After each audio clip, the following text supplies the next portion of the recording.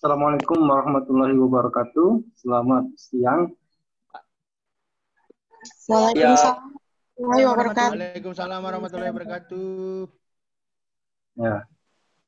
Hari ini kita belajar masalah manajemen konflik ya. Jadi masih tetap manajemen. Perawat ya. Kita sebagai perawat itu adalah profesi penyediaan pelayanan jasa keperawatan ya, dan langsung berinteraksi dengan banyak orang ya. Dalam hal ini bisa klien ya, bisa dokter, bisa analis ya, ahli gizi, apoteker dan lain-lain ya. Pokoknya yang semua terlibat dalam dunia kesehatan.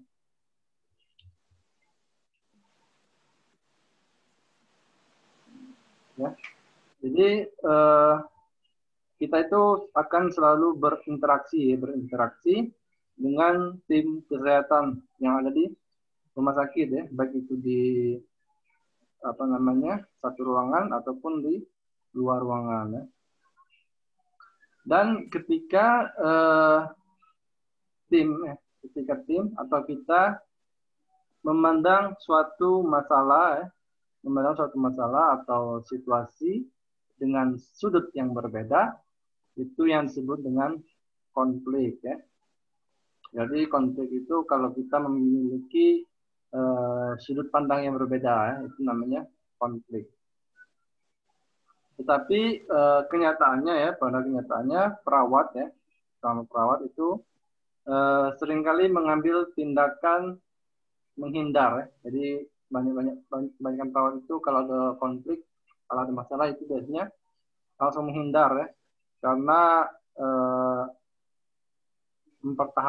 mempertahankan status nyamannya gitu ya, terus mencegah perpecahan dalam kelompok gitu ya. Jadi diem baik gitu ya, daripada nanti timbul perpecahan gitu, jadi kita diem ke baik sebenarnya. Tapi kalau kita diam itu biasanya dampaknya negatif ya, jadi destruktif terhadap perkembangan kita sendiri ya, individu maupun kelompok ya. Kan kita itu harus konstruktif ya, jangan destruktif, tapi menghancurkan. Terus perawat sebagai pengelola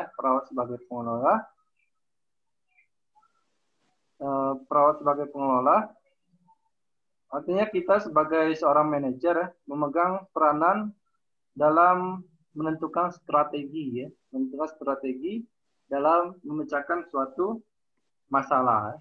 Jadi kalau kita jadi manajer keperawatan, kita itu memegang peranan penting dalam memecahkan suatu masalah. Jadi kita sebagai ketua itu yang wajib untuk menyelesaikan masalah pada anggota atau bawahan kita. Karena seorang pemimpin baik itu manajer, dikatakan mampu memimpin itu kalau dia bisa memahami atau menyelesaikan suatu konflik ya.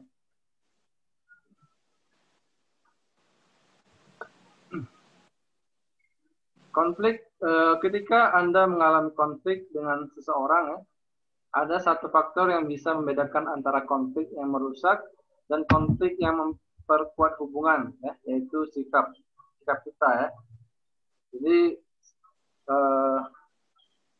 sikap itu menentukan konflik itu bisa diperbesar atau konflik yang besar bisa diperkecil ya. Jadi tingkat kedewasaan kita gitu ya. Jadi kalau kita sudah dewasa berpikir bukan secara umur tapi secara pola pikir ya, kalau di konflik yang kecil kalau bisa dihilangkan, kalau yang besar kalau bisa dikecilkan.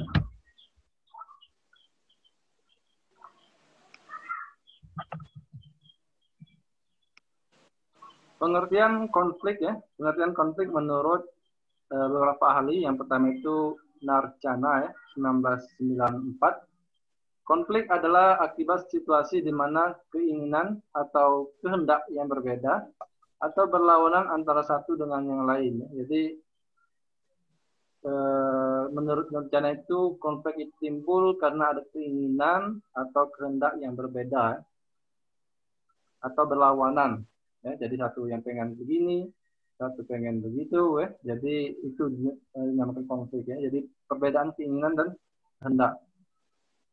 Sedangkan menurut Pickering ya 2001, konflik itu adalah keadaan perilaku yang bertentangan, situasi yang terjadi ketika ada perbedaan pendapat atau perbedaan cara pandang di antara beberapa orang, kelompok, atau organisasi. Jadi kalau menurut Pickering itu perbedaan cara pandang kita, perbedaan cara pandang itu yang disebut dengan konflik. Jadi ada dua.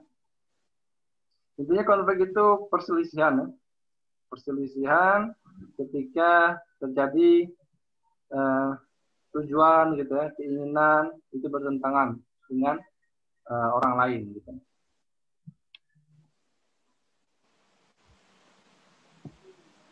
Jenis konflik, jadi ada dua jenis konflik itu, ada fungsional konflik ya, sama dysfunctional konflik ya.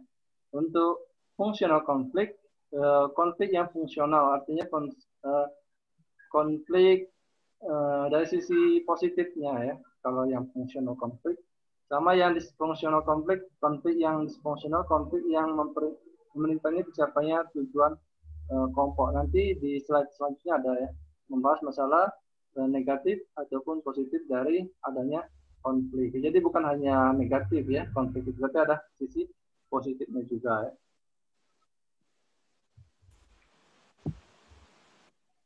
Terus ada jenis konflik ya. Jenis konflik itu dilihat dari orang yang terlibat di dalamnya. Yang pertama itu konflik dalam diri individu ya. Kalau dari dalam diri individu itu artinya konflik intrapersonal ya. Konflik intrapersonal artinya konflik yang terjadi pada diri individu itu sendiri ya. Jadi ini ada masalah internal ya, masalah internal pada diri kita sendiri. Misalnya loyalitas kita gitu ya. Jadi loyalitas kita terhadap pekerjaan gitu ya. Mungkin sudah bosan sama gitu ya. Itu konflik ya, konflik. Jadi konflik dalam diri individu atau intrapersonal ya. Terus yang kedua konflik antar individu ya. Kalau antar individu artinya interpersonal ya. Jadi ada intrapersonal, terus ada interpersonal ya.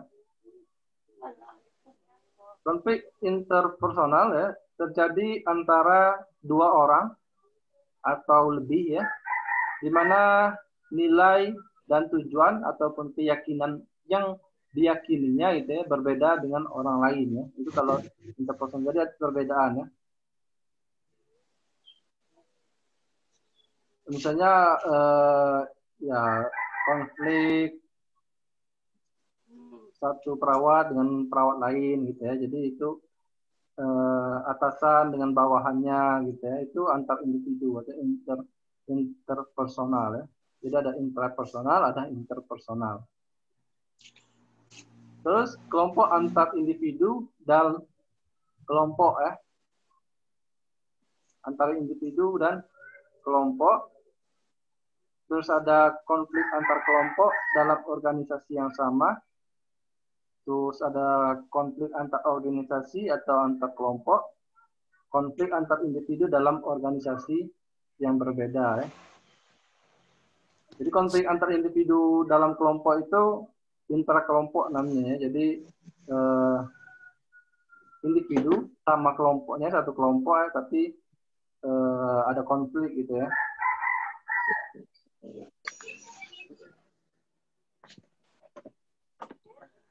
Ya, misalnya kalau konflik antar individu dalam kelompok itu misalnya ada perawat gitu ya.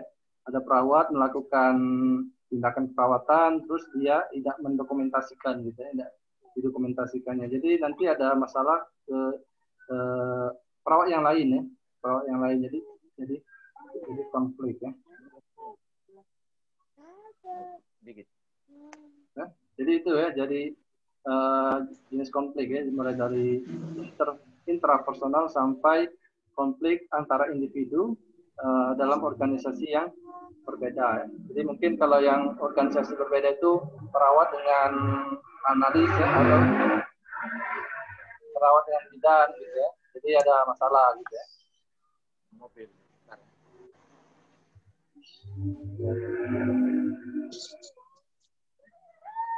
Terus sebab konflik atau sumber konflik ya. Yang pertama itu karena komunikasi, struktur dan pribadi ya. Untuk komunikasi mungkin komunikasi yang buruk ya. Komunikasi yang buruk dalam artian terjadi kesalahpahaman dalam komunikasi ya.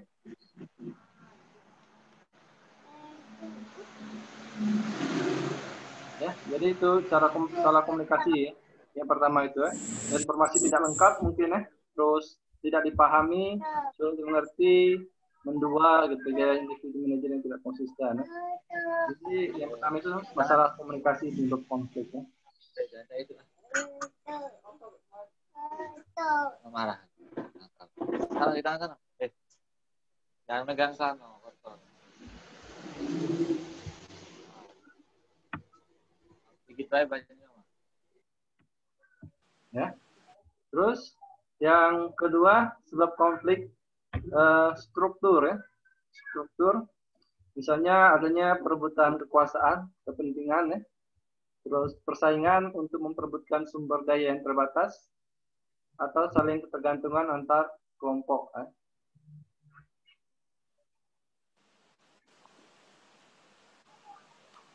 Ya. Jadi yang pribadi, misalnya perbedaan nilai-nilai dan persepsi dan emosi, gitu ya. Karakteristik gitu ya. Karakteristik kira-kira ya, karakteristik individu gitu ya, yang pribadi gitu ya. Ada orang-orang yang mudah marah gitu ya, ada yang tidak mudah marah gitu ya, ada yang orang-orang tersebut sangat otoriter gitu ya,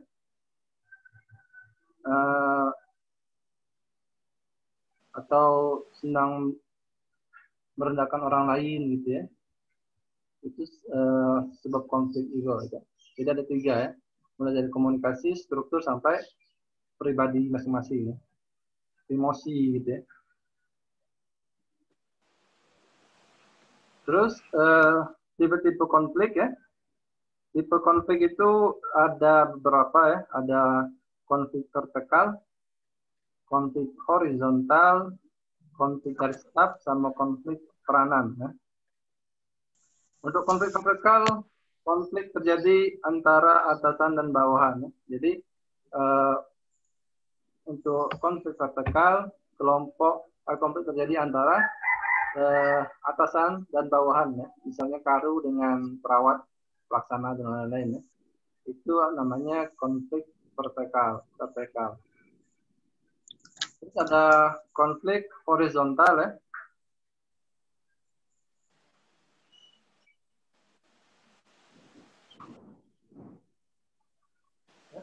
Untuk konflik horizontal terjadi antara sesama karyawan ya. Jadi sesama karyawan, bukan atasan dengan karyawan, tapi sesama karyawan atau kelompok yang berada pada hierarki yang sama. Jadi sama, kedudukannya sama gitu ya. Misalnya kalau perawat pelaksana sama perawat pelaksana itu ada konflik, itu namanya konflik horizontal ya. Jadi ada vertikal sama horizontal. Terus yang selanjutnya ada konflik garis staf ya. Ini bila konflik terjadi antara staf pada bidang tertentu. Sama konflik peranan. Jadi bila komunikasi antar anggota tidak kompatibel bagi pemegang peranan. Gitu. Jadi yang megang suatu kegiatan itu tidak sesuai. Gitu. Jadi dapat konflik. Gitu.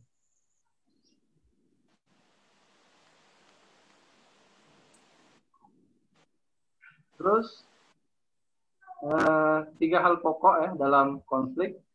Yang pertama itu konflik yang berkaitan dengan perilaku terbuka ya.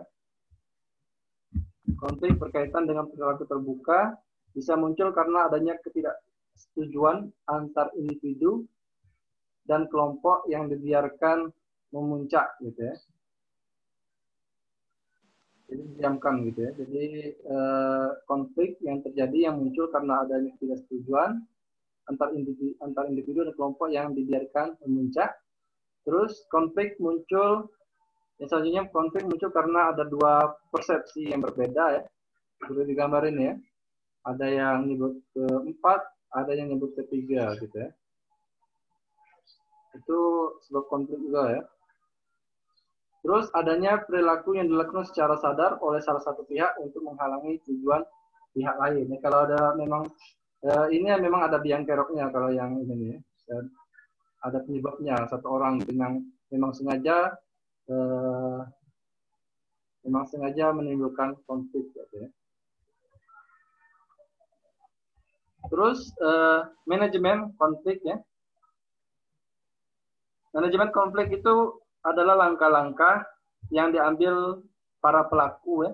Jadi manajemen konflik itu adalah langkah-langkah yang diambil oleh para pelaku yang konflik ya, ataupun pihak ketiga ya, jadi penengah gitu ya, dalam rangka mengarahkan perselisihan ke arah penyelesaian yang konstruktif ya, atau destruktif ya.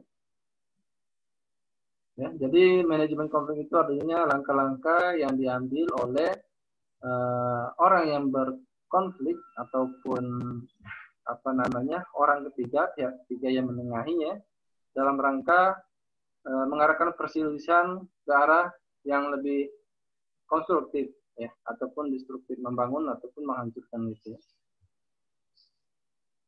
Terus mengelola konflik berarti kita harus meyakini bahwa konflik memiliki peran dalam rangka pencapaian sasaran secara efektif dan efisien gitu ya. Mengelola konflik perlu skala prioritas ya, agar tidak menimbulkan kekacauan dalam koordinasi dan integrasi antar fungsi atau divisi dalam organisasi. Jadi dalam mengelola konflik itu harus ada skala prioritas. Jadi tahu mana yang harus didahulukan gitu ya. Pak, Amelia Fernita hadir ya Pak. Ya.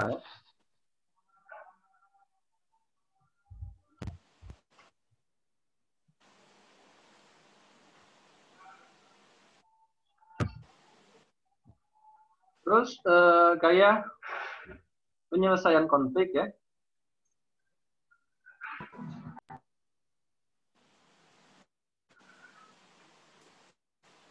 Terdapat dua hal yang memegang peranan penting dalam keberhasilan penyelesaian konflik ya, yaitu menentukan besarnya konflik ya, jadi besarnya konflik sama gaya penyelesaian konfliknya. Jadi ada dua ya, yang menentukan keberhasilan dari suatu konflik ya, baik keberhasilan dari penyelesaian suatu konflik ya. Yang pertama besarnya konflik ya, dan gaya penyelesaiannya.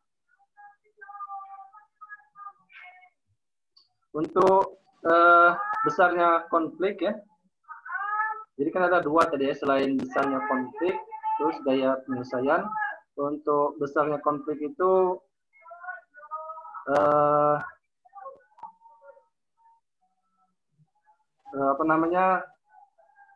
berapa banyak orang yang terlibat ya, gitu ya, untuk besarnya konflik dalam. Jadi banyaknya orang yang terlibat dalam konflik itu yang dinamakan dengan besarnya konflik ya. Misalnya apakah intrapersonal, interpersonal, ya, intra kelompok atau antar kelompok ya. Itu yang nentuin besarnya konflik ya. Kalau cuma individu ya mungkin atau intrapersonal ya, atau dari dalam diri sendiri mungkin tidak terlalu besar, ataupun antar individu gitu ya, tidak terlalu besar. Tapi kalau sudah menyangkut intrakelompok ya, intrakelompok dan lain-lain, atau antar kelompok mungkin besar gitu. Jadi yang pertama itu keberhasilan menyelesaikan masalah itu yang pertama dari besarnya konflik. Terus gaya penyelesaian konflik. Untuk gaya penyelesaian konflik ada integrating, obliging, dominating, avoiding, dan compromising ya. Untuk besarnya konflik tergantung tadi ya, Konflik itu masuk ke interpersonal, intrapersonal, kelompok, antar kelompok, dan lain-lain. Yang pertama, untuk gaya penyelesaian konflik, ada yang namanya integrating atau problem solving ya.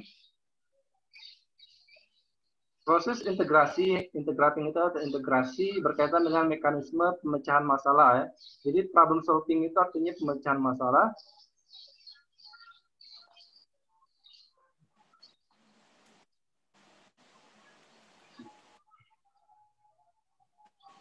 Biasanya langkah-langkahnya kalau kita ingin memecahkan suatu masalah, diskusi ya. Terus, jadi kalau problem solving itu memecahkan masalah dengan cara berdiskusi gitu ya, terus menghargai perbedaan individu gitu ya. Intinya mau memecahkan masalahnya, jadi memecahkan masalah tersebut ya, gitu. Terus biasanya pakai untuk problem solving itu win-win solution nanti ada ya. Jadi win-win solution itu semuanya menang gitu ya. Jadi yang bertikai satu orang gitu ya, atau dua orang ya, sama-sama tidak ada yang dirugikan. Jadi sama-sama menang. Jadi problem solving itu mungkin diskusi gitu ya. Jadi jalan tengahnya seperti apa gitu. Itu untuk problem solving atau integrating. Terus yang kedua ada obliging. Obliging itu atau smoothing ya. Smoothing itu artinya melicinkan. Smooth itu licin. Melicinkan ya.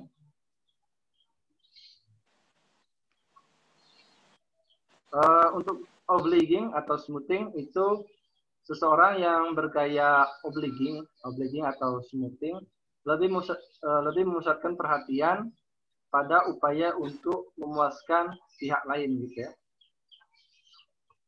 Memuaskan pihak lain daripada diri sendiri ya. Mungkin mengalah gitu ya. Intinya untuk smoothing itu melicinkan ya, mengalah gitu ya.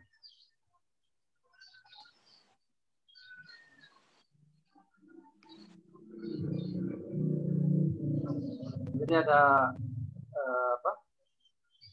problem solving sama smoothing ya. Smoothing atau obliging atau melicinkan ya. Melicinkan. Terus yang selanjutnya ada forcing ya. Forcing itu memaksa ya, artinya ya. Forcing itu memaksa. Biasanya kalau orang yang gaya penyelesaian konflik yang forcing atau dominating, biasanya seseorang yang dengan orientasi terhadap diri sendiri tinggi gitu ya, dan kepedulian terhadap orang lain itu rendah gitu ya. Biasanya untuk dominating forcing itu saya menang gitu ya, saya yang menang, kamu yang kalah ya. Itu untuk gaya dominating atau forcing, jadi lebih menekankan terhadap diri sendiri gitu ya. Kalau smoothing itu melancarkan, yang penting semuanya lancar gitu ya. Kalau forcing tadi yang penting saya menang, kalian kalah gitu ya. Tapi forcing itu memaksa gitu. Forcing, terus avoiding. Untuk avoiding itu artinya menghindar. Gaya penyelesaiannya konfliknya, gaya avoiding itu gaya menghindar. Biasanya cocok digunakan untuk menyelesaikan masalah yang sederhana ya. Jadi masalah-masalah yang kira-kira tidak terlalu ribet, biar tidak besar kita menghindar gitu ya. Menghindar bertemu dengan orang lain gitu ya. Dengan yang ada konflik yang kita lama-lama hilang gitu konfliknya. Itu avoiding ya. Atau untuk avoiding juga misalnya kalau ada masalah ya, tetapi biaya untuk kita menyelesaikan masalah itu lebih besar gitu ya, lebih besar daripada manfaatnya gitu ya. Jadi lebih baik menghindar.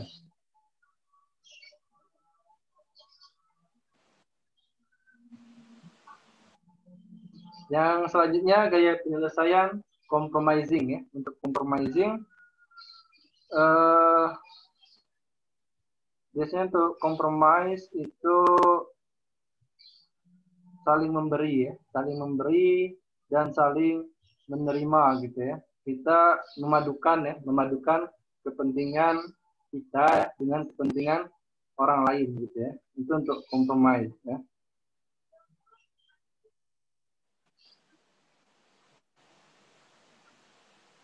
Untuk compromise ini biasanya cocok digunakan untuk menyelesaikan masalah yang melibatkan pihak-pihak yang memiliki tujuan berbeda ya.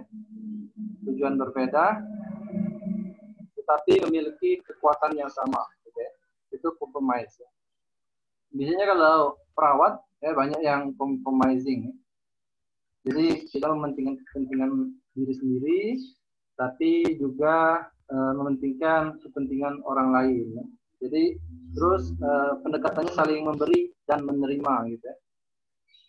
Memberi dan menerima ya. Itu kayak penyelesaian konflik ya. Jadi ada yang pertama, konflik itu bisa selesai ya tergantung besarnya masalah ya. Yang tadi masalahnya apakah interpersonal, intrapersonal, antar individu atau antar kelompok ya. Sama kayak penyelesaiannya gitu ya. Jadi kita kalau jadi pemimpin nanti seperti itu, kalau misalnya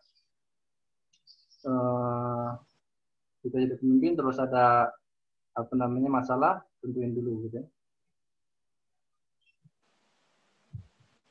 Ini proses manajemen konflik ya. Yang pertama itu ada diagnosa sama intervention sampai evaluasi gitu ya.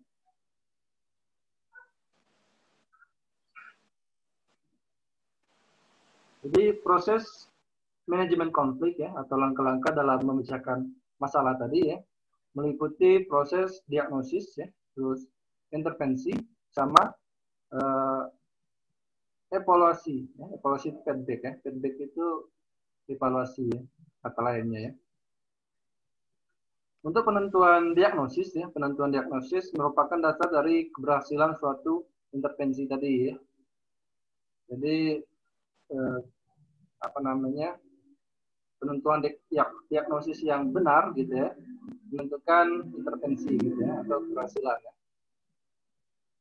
Dalam proses diagnosis ya, yang perlu dilakukan adalah mengumpulkan data-data misalnya besarnya konflik tadi ya, terus sumber konflik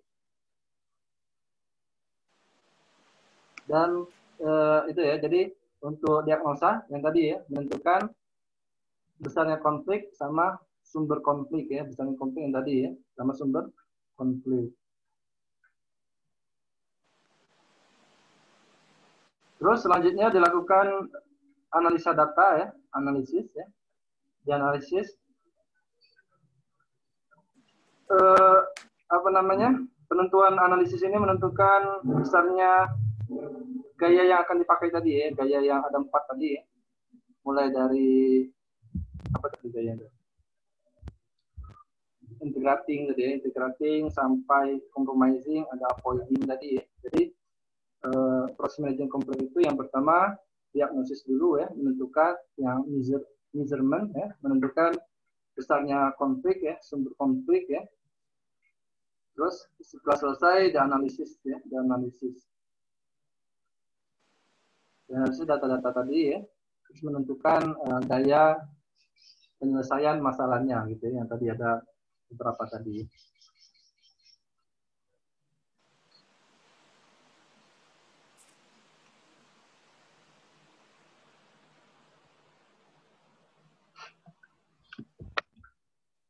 Terus cara mengelola konflik sama yang tadi ya.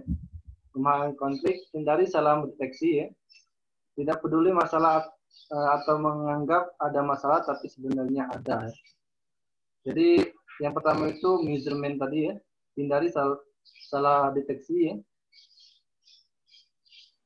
Walaupun ada masalah ataupun tidak ada masalah, tapi hindari salah mendeteksi, jangan sampai salah dalam melakukan measurement. Ya.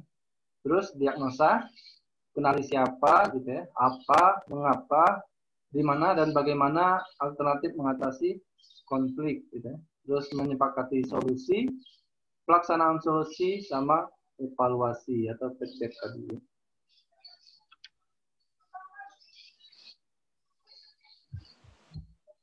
Ini strategi mengatasi konflik antar pribadi ya. Antar pribadi ada loss-loss strategi ya, atau strategi kalah-kalah ya. Biasanya individu yang bertikai mengambil jalan kompromi ya. Jadi ini lebih ke apa namanya compromising ya. Untuk loss-loss ataupun win-win tadi ya. Loss-loss biasanya lebih kompromi atau membayar orang yang terlibat konflik atau menggunakan jasa pihak ketiga sebagai penengah ya. Jadi ada pihak ketiga gitu ya. Dua tipe campur tangan pihak ketiga ya, kalau pakai pihak ketiga. Yang pertama itu ada arbitrasi atau arbitration. Setelah mendengar kedua belah pihak, maka pihak ketiga berlaku sebagai hakim. Jadi pihak yang berkonflik itu saling mengemukakan pendapat mereka ya. Terus yang menentukan siapa yang salah, siapa yang akan menang atau gimana gitu ya, itu hakim ya. Itu kalau arbitration. Untuk mediation menjadi mediator ya. Jadi pihak ketiganya cuma menjadi mediator, tidak punya wewenang langsung, rekomendasi tidak mengikat. Ya, jadi tidak ada wewenang dia untuk menentukan siapa yang kalah, siapa yang menang, cuma sebagai mediasi ya, biar lebih tenang gitu ya, atau mediator gitu ya. Jadi itu ya. Yang pertama strategi kalah-kalah atau loss-loss strategi. Yang kedua ada strategi menang kalah, win-loss strategi. Jadi ada yang menang, ada yang kalah ya. Satu pihak menang, yang lain kalah. Itu untuk strategi menang kalah atau win-loss strategi. Ada loss-loss strategi, ada win-loss strategi. Terus yang selanjutnya ada